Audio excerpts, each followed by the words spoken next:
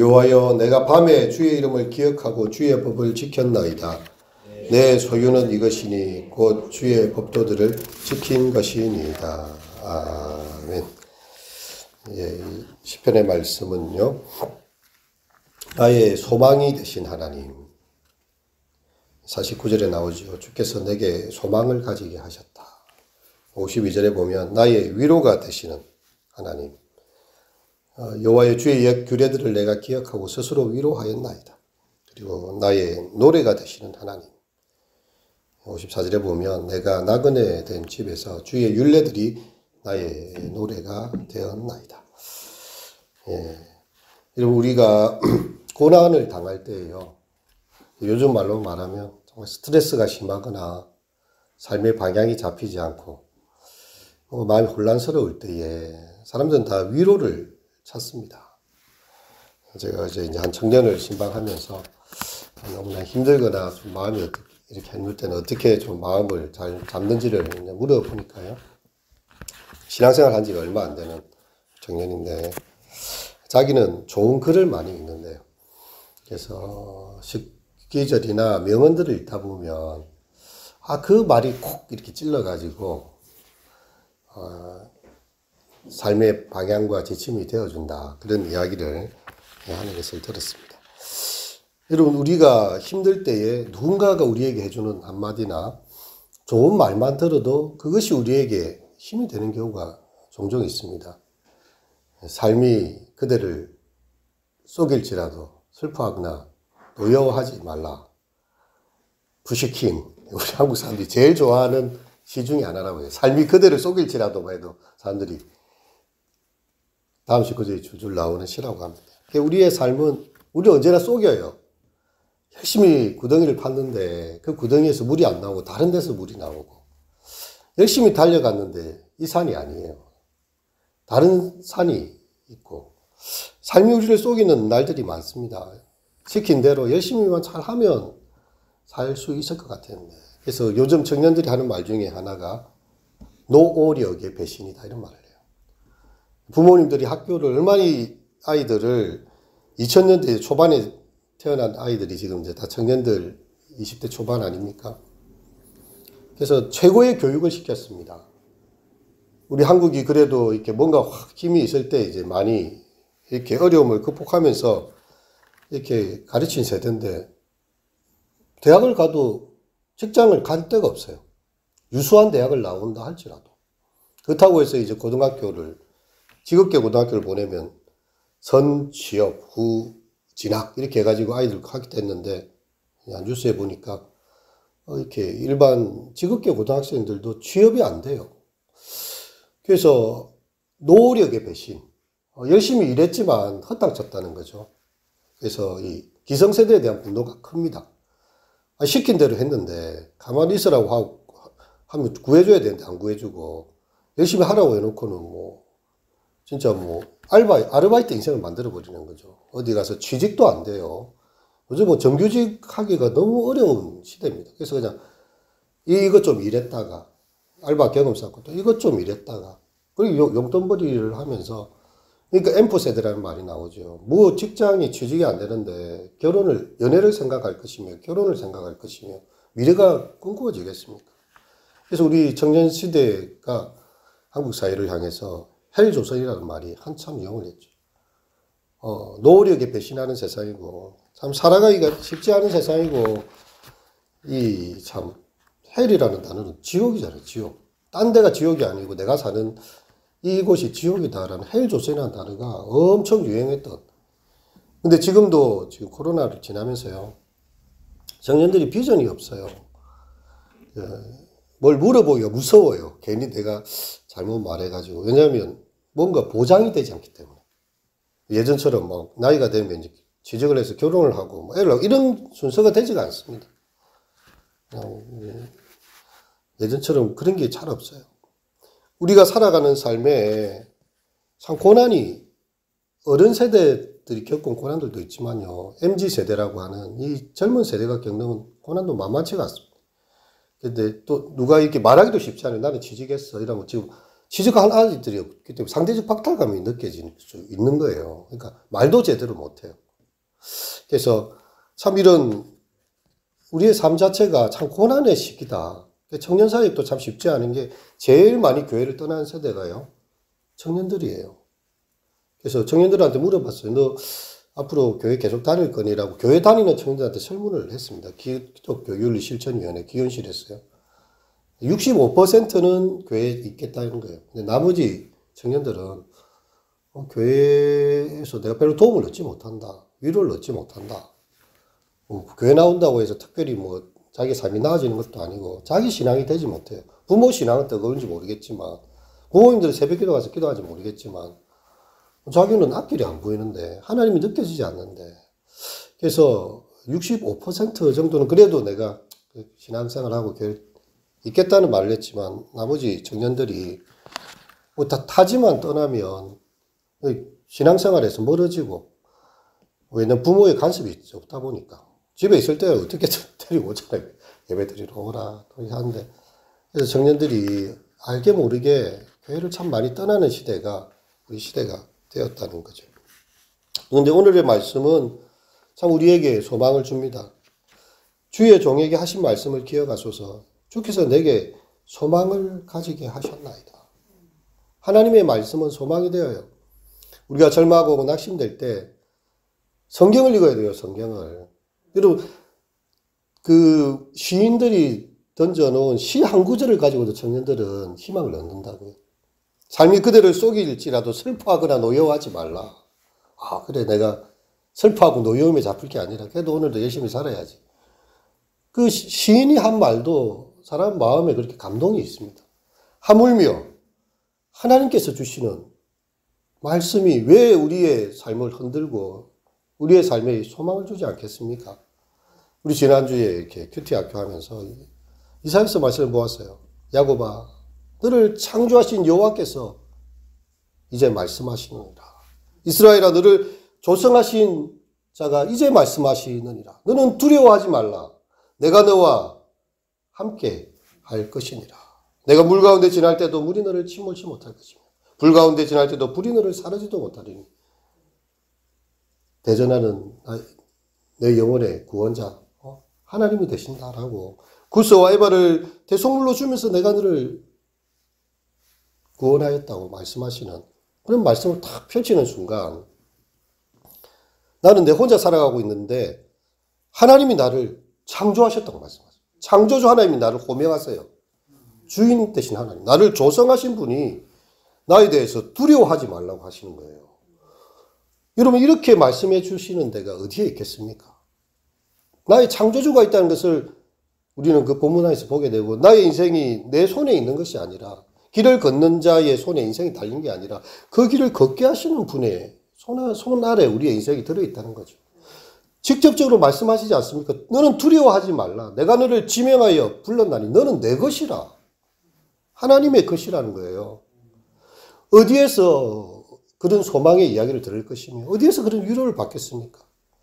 우리가 살아가는 날이 파도를 치는 넘실대는 물과 같습니다. 어떤 날은 화창한 날과 같고 어떤 날은 비 오는 날과 같고요. 잘 풀리고 뭐가 좀 마음이 좋은 날이 있는 거고 어떤 때는 정말 마음이 꽁꽁 얼어붙어서 오늘 하루만 버티고 살아가자. 일주일만 한번 버텨보자. 그렇게 힘든 날도 있습니다. 이게 자꾸만 주기를 반복해 가는데 성경은 이미 그걸 이야기하고 있죠. 우리가 형통한 날에는 기뻐하고 공고한 날에는 생각하라. 하나님께서 이 두 가지 일을 병행하게 하사 하나님의 뜻을 너희로 다 헤아리지 못하게 하셨느니라. 우리 인생이 형통한 날도 있고 공고한 날도 있는데 형통한 날에는 하나님께 감사하고 기뻐하고 또 공고한 날이 있으면 생각하고 기도하고 이 두 가지 일 사이에 우리가 있다는 걸 성경은 큰 그림을 그리고 있어요. 하나님의 말씀을 읽는 순간 이 말씀이 나의 고난 중에 위로라. 다른 게 아닙니다. 나를 조성하신 그분이 내가 너와 함께 있고 너의 인생을 다 헤아리지는 못하지만 그 모든 것 가운데 너를 빚어가고 있다. 주의 말씀이 나를 살리셨기 때문이라. 시인이 하나님의 말씀을 보니까요. 이 말씀이 나를 살리고 있어요. 저도 이렇게 마음이 다운되어 있거나 이럴 때 이제 시편이나 말씀들을 그냥 읽어요, 이렇게. 읽다 보면 말씀이 확 와서 꽂히는 때가 있습니다. 내 청춘으로 독수리 같게 하리니. 지금 내 삶은 지금 날개 축지가 다 쳐져가지고 지금, 이래갖고 지금 이래 있는데, 하나님께서 너의 청춘으로 독수리 같이 하겠다는 거예요. 여호와를 앙망하는 자는 새 힘을 얻겠다는 것입니다. 소년이라도 피곤하며 장정이라도 넘어지며 쓰러지되 오직 여호와를 앙망하는 자는 새 힘을 얻으리니 독수리의 날개침이 올라간 같을 것이요 걸어가도 피곤치 아니하고 뛰어가도 곤비치 아니할 것이다. 우리의 그 연약한 심령이 확 다운돼 있는데 하나님의 말씀은 큰 위로를 줍니다. 너는 여호와를 앙망하라. 하나님을 바라보라. 하나님께서 너에게 힘을 주시고 살아갈 능력을 주신다. 저는 이제 개인적으로 이 성경을 읽다가 이렇게 말씀이 좋은 게 오면 다 이렇게 글자를 적습니다. 이 말씀을 그냥 읽고 지나가야 될 말씀이 아니라 다 이렇게 글자를 캘리그라피, 글자를 적어요. 글자를 적으면서 이제 계속 이제 마음에 새기는 거죠. 천천히 글자를 적고 이렇게 또 누군가 오면 이제 선물도 해주기도 하고. 여러분 왜 그렇게 합니까? 하나님의 말씀 우리를 살리는 힘이 있기 때문에. 하나님께서 말씀으로 이 천지를 창조하셨지 않습니까? 우리의 나사로를 향해서도 예수님께서는 말씀으로 나사로야 나오너라 하니까요. 죽었던 나사로가 붕대도 풀지 못한 채 이렇게 무덤 문을 사람들을 보고 열어라 해요. 열어놓으니까 나사로가 살아나옵니다. 나사로야 나오너라. 창조하신 하나님, 우리의 영혼의 주인이신 하나님, 우리 생명의 주관자이신 하나님이 어디를 통해서 말씀하시겠어요? 성경을 통해서 말씀하시죠. 성경을 안 읽고 하나님 자꾸 음성을 들려달라고. 성경을 안 읽고 주님의 뜻을 깨닫게 해달라고. 그런 사람들이 많아요. 하나님께서 우리에게 말씀을 주셨습니다. 성경 펴서 읽으라는 거예요. 근데 성경을 읽지 않고 자꾸만 다른 데서 이상한 이야기 구하는 사람들이 말씀과 합치되지 않는 자기는 하나님의 음성에 직통 계시를 받았대. 성경에 뭐 그런 말이 없어. 근데 대부분의 많은 경우에는요, 하나님께서 성경 말씀을 통해서 우리에게 확증을 시켜주시거든요. 그래서 이 마틴 루터는 성령께서는 성경을 수레로 해서 우리 가운데 찾아오신다. 하나님 말씀이 그만큼 중요하다는 것입니다. 그래서 교회에서 성경 공부를 하거나 큐티를 하거나 이런 이 사람들이 힘들어요. 왜냐하면 설교 듣는 건 쉽죠. 아멘 하고 끝나고 가면 되는데 성경은 읽고 또 읽고 또 읽고 하고 또 자기 이야기를 하게 만들어요. 소그룹에 가갖고 내가 오늘 말씀 읽었는데 이번 주 힘들었는데 자기 삶이 오픈이 돼야 되잖아요. 이게 쉽지 않은 일이거든요. 그리고 또 말씀이 위로를 받고 힘을 얻는데요.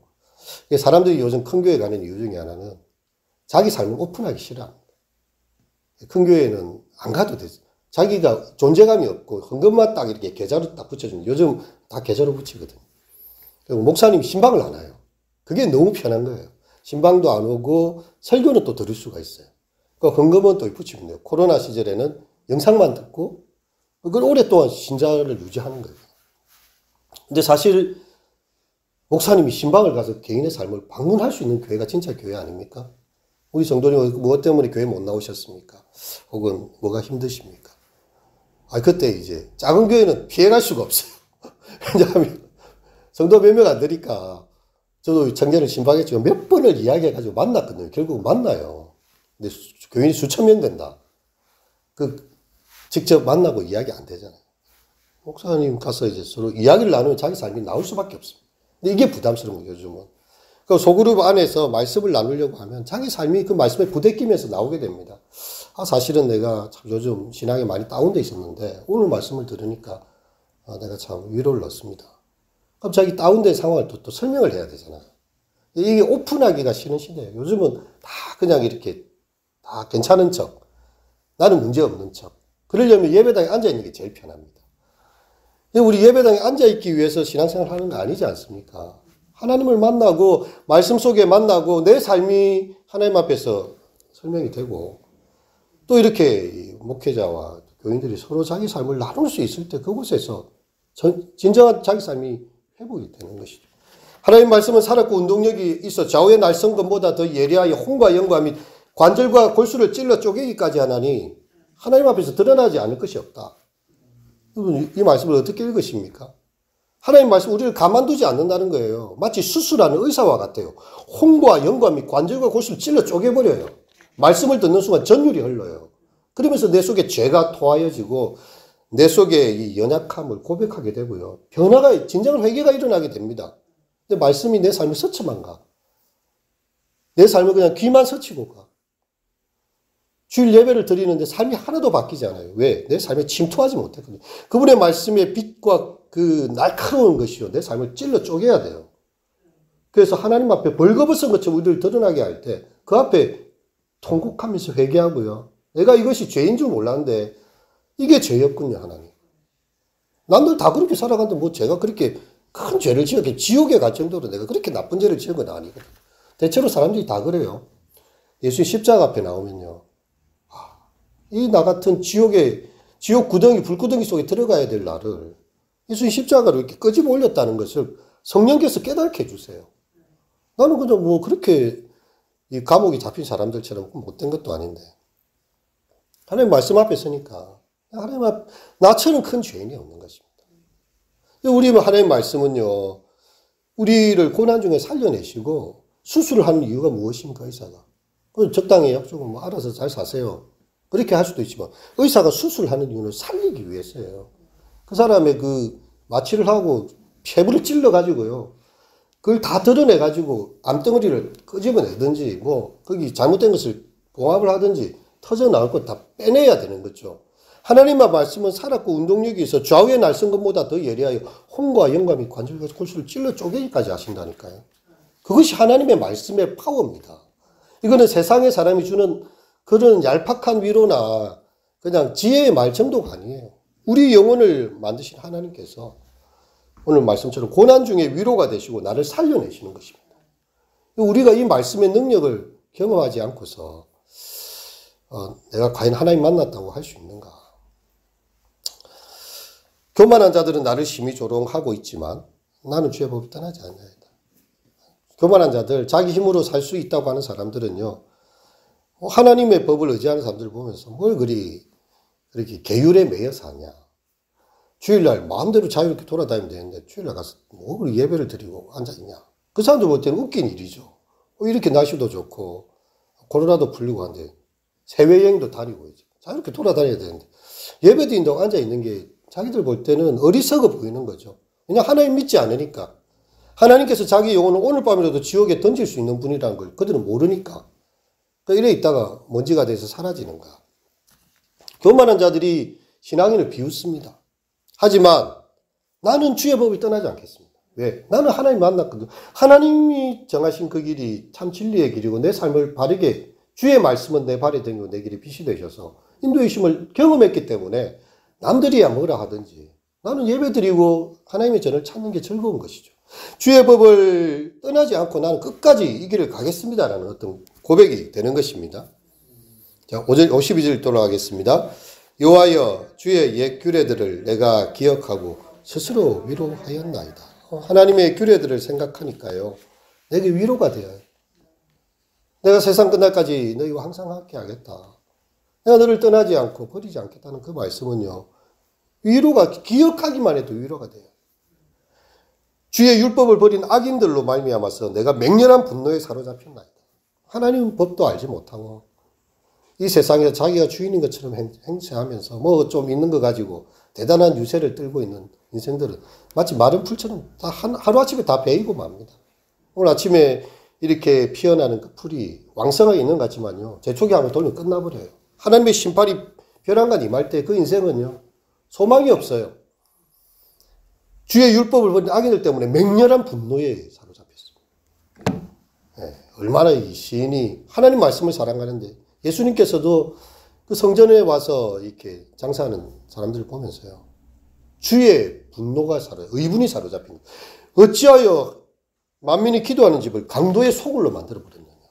주님의 그 분노가, 의로운 분노가요, 그 상을 뒤집어엎었어요. 그 사람들이 와가지고, 아니, 너는 누구길래 무슨 권위로 이 성전에 이런 일을 하느냐, 이렇게 예수님께 와가지고 이게 따지고 들고 막 그렇게 하는 일도 있습니다.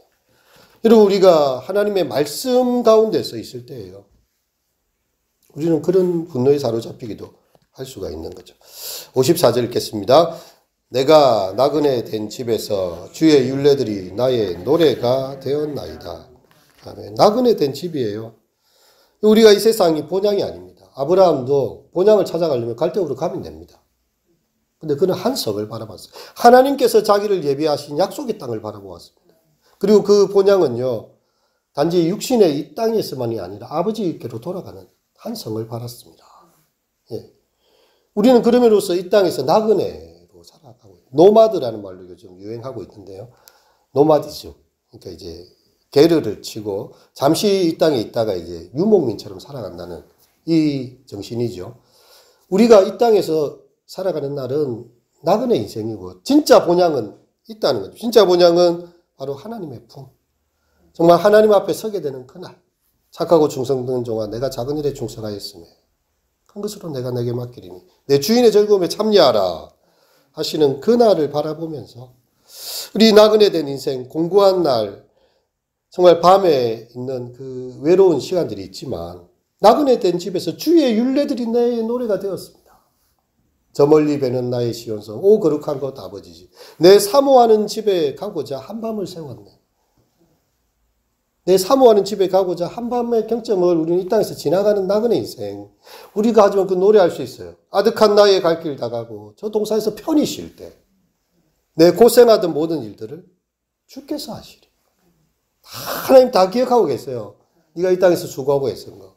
정말 나의 이름으로 소자에게 냉수 한 그릇 대접하고 정말 그렇게 애쓰고 수고하며 정말 몸이 그렇게 힘든 중에도 기도하고 애쓰며 수고하면서 그 수고한 것들 내 고생하던 일들을 주께서 하시리. 그래서 노래를 부르는 거예요. 나그네의 길은 공고하나 그것이 바로 나의 노래가 됩니다. 56절 다 함께 읽겠습니다. 내 소유는 이것이니 곧 주의 법도들을 지킨 것이니. 세상 사람들은 내가 이렇게 고생해서 집 한 채 샀다. 소유가 그거예요. 잔고에 한 1억 정도가 내한테 모였다. 죽고 나면 아무것도 아닙니다. 뭐 하나 가져갈 수 있습니까? 이 시인의 소유는 그것이 아니죠. 주님의 법도를 지킨 것입니다. 내가 하나님의 뜻을 따라서 고아와 가부와 나그네를 돌보고 내가 하나님의 뜻을 따라서 정결한 삶을 살아가고 정말 힘들고 고난 중에 있지만 주님의 길을 걸었습니다. 이게 나의 소유인 거예요.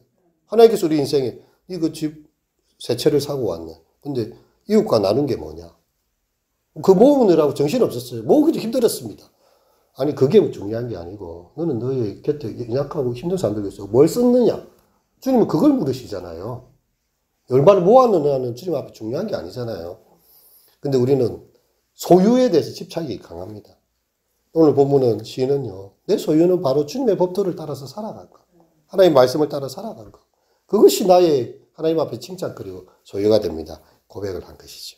이 새벽 주님의 말씀 가운데 소망을 얻으시고 위로를 얻으시고 노래하시는 우리 모두가 되시기를 축원합니다. 기도하시겠습니다. 이 말씀은 나의 고난 중의 위로라. 주의 말씀이 나를 살리셨기 때문입니다.